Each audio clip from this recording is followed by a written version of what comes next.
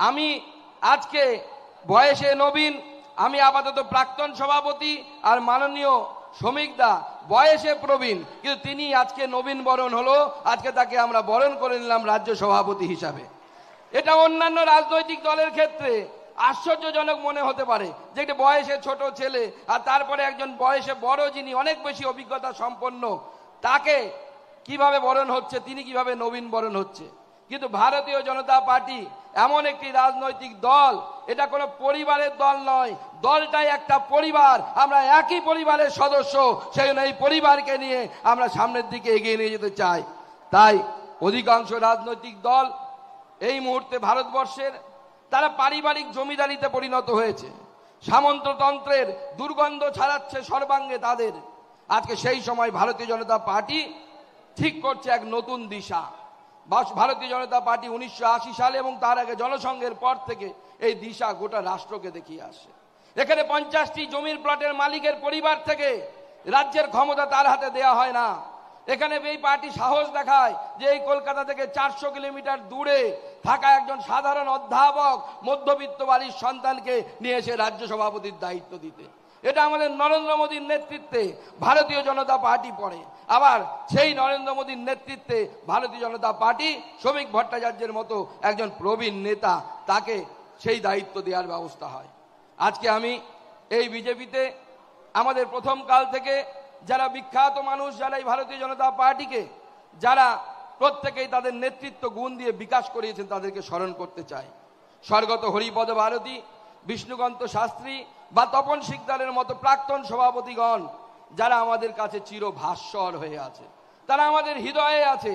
তারা হয়তো আমাদের মাঝে নেই, কিন্তু তারা আমাদের হৃদয়ে এসে তারা আমাদেরকে পথ দেখাচ্ছে যে আগামী দিনে আমাদের কোন জায়গায় যেতে হবে। তাই ভারতীয় জনতা পার্টি একটি পরিবার, আমরা এর অবিচ্ছেদ্য অংশ। আজকে কে এসেছেন, কালকে কে এসেছেন, আগামীকাল এসেছেন, আমরা সকলেই বিজেপি।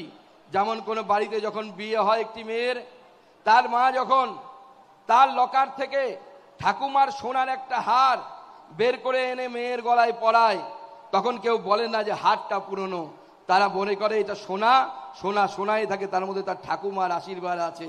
বিজেপি হচ্ছে খাঁটি সোনা, তাতে নতুন পুরনো বলে কিছু হয় না। সকলে মিলে একসাথে কাঁধে কাঁধ মিলিয়ে আমরা লড়াই করব। তাই বিজেপিতে আদি নব্য বলে কিছু নেই, সবাই একসাথে কাঁধে কাঁধ মিলিয়ে আমরা লড়াই করতে চাই। আর কিসের জন্য লড়াই করতে চাই?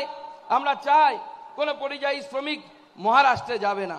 আমরা চাই না যে আমাদের পশ্চিমবঙ্গের একজন আমাদের বিরোধী দলের যুব নেতা, তার আমি নাম নিচ্ছি না, যে তার বাবা গুজরাটে পরিযায়ী শ্রমিক হিসেবে যাবে আর সে এখানে নরেন্দ্র মোদীর বিরুদ্ধে কথা বলবে। এই ধরনের রাজনৈতিক দ্বিধাচারিতা ভারতীয় জনতা পার্টি সমাপ্ত করতে চায়। ভারতীয় জনতা পার্টি চায় না, ভারতীয় জনতা পার্টি চায় না যে শিক্ষকরা রাস্তায় বসে থাকুক। ভারতীয় জনতা পার্টি চায় না যে কোনো ডাক্তার মেয়েকে তার কলেজের মধ্যে ধর্ষিতা হতে হোক। ভারতীয় জনতা পার্টি চায় না যে কসবাতে কোনো একটি ল কলেজের মধ্যে একটি ছাত্রীকে তার কলেজের সহপাঠী নেতার দ্বারা বা প্রাক্তন নেতা ছাত্র নেতার দ্বারা তাকে ধর্ষিতা হতে হয়। আমরা চাই এমন একটা পশ্চিমবঙ্গ, যে পশ্চিমবঙ্গে বাঙালি খেয়ে পড়ে মাথা উঁচু করে গর্বের সাথে বাঁচতে পারবে, যেখানে পশ্চিমবঙ্গের কোনো মহিলাকে বলতে হবে না যে আপনার ইজ্জতটা দিন, তাহলে পরে আপনার স্বামীর জীবন বাঁচবে, নচেত আপনার স্বামীকে খুন করে ফেলা হবে। এই ধরনের বক্তব্য যাতে পশ্চিমবঙ্গে শুনতে না হয়, তার জন্য আমাদের লড়াই। আমার আজকে মনে পড়ছে যে পশ্চিমবঙ্গকে মমতা বন্দ্যোপাধ্যায় এবং তৃণমূল কংগ্রেস কোথায় পৌঁছে দিয়েছে। পুরুলিয়ার সেই দুলাল কুমারের কথা মনে পড়ছে, যে কর্মীরা অক্লান্ত পরিশ্রম করেছে, তাকে ইলেকট্রিকের তার থেকে ঝুলিয়ে দেওয়া হয়েছে, বলা হয়েছে যে সে নাকি আত্মহত্যা করেছে। কিন্তু গতকাল একটা বিরাট বড় জিনিস আমাদের সামনে এসেছে। গতকাল তার সিবিআই তার চার্জশিটে আমাদের এক কর্মী, তাকে খুন করার জন্য তৃণমূলের বিধায়ক তাপস পাল সহ সবাই যারা তৃণমূলের সেখানে কাউন্সিলর ছিলেন, তাদের নাম সেখানে চার্জশিটে উল্লেখ করেছে। তাদেরকে আগামী দিনে জেলে যেতে হবে। যারা তৃণমূল কংগ্রেসে আমাদের উপরে হামলা করেছে প্রত্যেককে জেলে পাঠানোর ব্যবস্থা ভারতীয় জনতা পার্টি করবে। কেউ নিস্তার পাবে না, কেউ ছাড় পাবে না। তাই আজকে আমাদেরকে স্মরণ করতে হবে এই লড়াই আগামী দিনে পশ্চিমবঙ্গকে সোনার বাংলা লড়াই করার লড়াই। আমাদের এই লড়াই পশ্চিমবঙ্গকে মিনি পাকিস্তান যারা তৈরি করার স্বপ্ন দেখে তাদের বিরুদ্ধে লড়াই। এই পশ্চিমবঙ্গে এক সময় কাজী নজরুল ইসলামের মতো ব্যক্তি ছিলেন, যিনি শ্যামাপ্রসাদ, তিনি শ্যামা সঙ্গীত তিনি রচনা করেছিলেন। আমরা আলাউদ্দিনের মতো শিল্পীকে দেখেছি, যিনি তার মেয়ের নাম সরস্বতী রাখার মতো, সুরসাধক হয়েও সরস্বতী রাখার মতো তিনি দৃষ্টান্ত স্থাপন করেছেন। আজ মমতা বন্দ্যোপাধ্যায়ের দৌলতে এই পশ্চিমবঙ্গে তালিবানি শাসন প্রতিষ্ঠা হতে চলেছে। এই তালিবানি শাসনের বিরুদ্ধে ভারতীয় জনতা পার্টির এই লড়াই চলবে। লড়াই শেষ হয়নি, লড়াই আগামী দিনেও চলবে। আমরা রাস্তায় ছিলাম এবং আছি। আর আমি বিশেষ করে আজকের দিনে আমার সেই কর্মীদেরকে আমি শ্রদ্ধা জানাতে চাই যারা আমার সাথে কাঁধে কাঁধ মিলিয়ে, আমাদের সম্মানীয় বিরোধী দলনেতা থেকে শুরু করে প্রত্যেক নেতৃত্ব, প্রাক্তন সভাপতিরা, তারা যেভাবে আমার সাথে কাঁধে কাঁধ মিলিয়ে প্রত্যেকে সহযোগিতা করেছে।